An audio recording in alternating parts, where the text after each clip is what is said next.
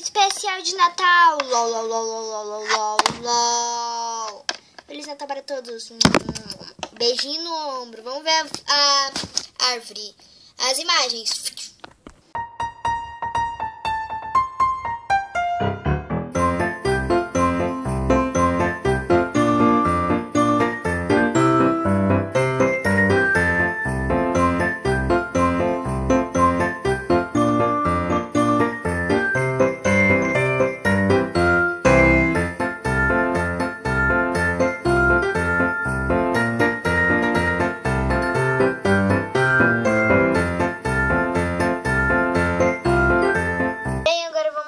Telespectador, e ele vai mostrar os presentes que ele ganhou dos amigos dele, ou sei lá.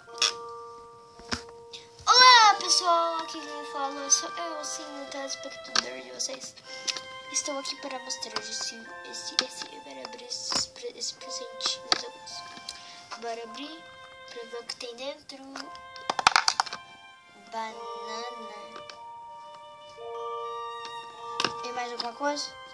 Mais nada. Deixa eu ver aqui. Banana, sério. Não é muito das que eu gosto, assim, de morder, mas fazer o quê? Muito obrigada, Amanda. Muito obrigada. Próximo, vamos ver outro presente. E esse daqui é da senhora Mirtz, com carinho. Vamos abrir e ver o que é.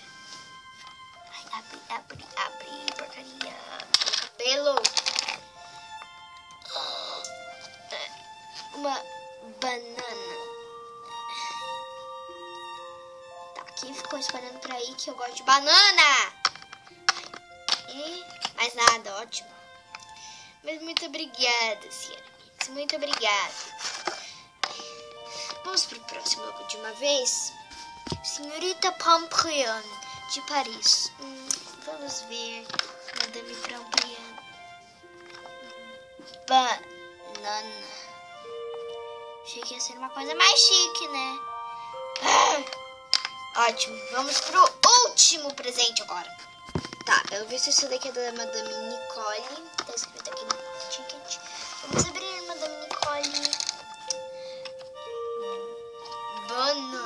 Ok, quem ficou esperando aí que eu gosto de banana?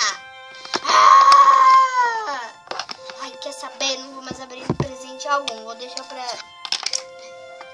amanhã, eu vou deixar pra amanhã. Porque eu não aguento mais banana. Ai, cansei, quer saber? Tchau, fui. Então tá, né? Esse foi o vídeo de especial de Natal.